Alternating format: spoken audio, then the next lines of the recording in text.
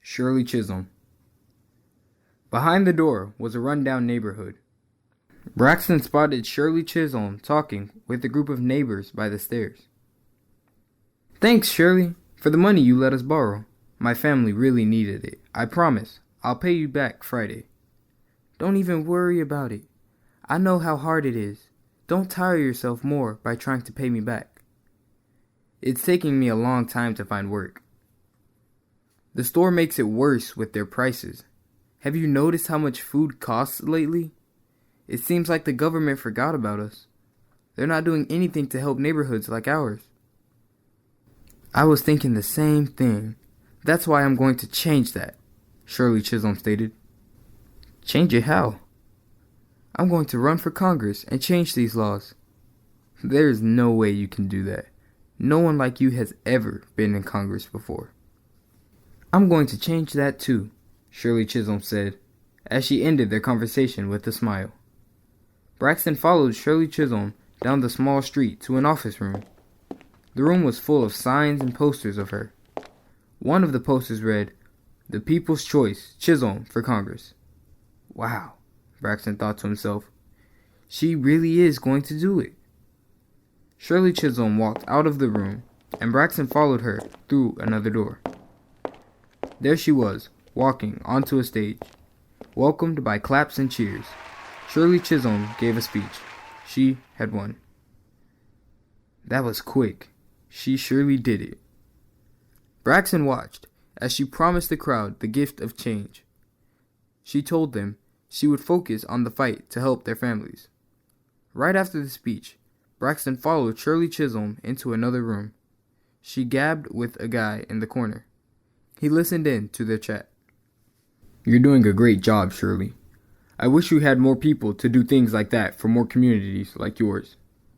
"You bring up a good point. There's only so much I can do in the small area that I have."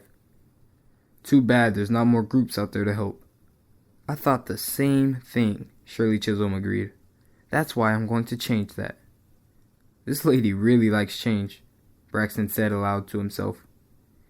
He was right on her heels when she walked into a business meeting in the room next door. She was at a huge table where many people had gathered. Everyone nodded into agreement. It was as if Braxton had come in at the end of the meeting. One gentleman stood up to talk to the group. "Well, that settles it. The Congressional Black Caucus is born." Everyone in the room clapped, stood, and shook hands. Braxton clapped too, although no one could hear him. Wow, she did it again, Braxton thought to himself. Shirley Chisholm left that room, only to find another one. This time, just like the large room before, there were many men and women standing around. "We need to see someone who really has our back in that White House," one man said. "But we don't have anyone ready to do that yet. That won't be until another couple of terms," another man added. "Well, I can change that," Shirley Chisholm chimed in. "No way," Braxton said. He was almost sure they couldn't have meant the White House. Behind the next door, Braxton's wonder was confirmed. Shirley Chisholm's signs were everywhere. This time, the signs read, "Shirley Chisholm for President, unbought and unbossed." No way this is real. This lady ran for President of the United States of America? Braxton asked aloud. "She ran for President and served 7 terms in Congress," the voice from nowhere claimed. "Shirley was about change and let nothing stop her from making it. Now it's your turn." Braxton noticed the door in front of him, and, like those before him, he walked right through it. On the other side of the door was a room. He knew as well as the third toe on his left foot. It was his classroom. "Your adventure, should you choose to accept it, is to find something that you can change here," the voice from nowhere said. Braxton was excited for the challenge because there was something he always complained about. We need more recess. In the classroom, his teacher and classmates were there. Braxton imagined himself asking his teacher, as he had done many times before. "Miss Zumu, can we have a longer recess?" "The rules are the rules, Braxton. Recess is only 15 minutes. Now it's time to get back to classwork. Braxton thought about what he had seen with Shirley Chisholm. She didn't just ask for change. She created signs and posters. She had meetings with her friends.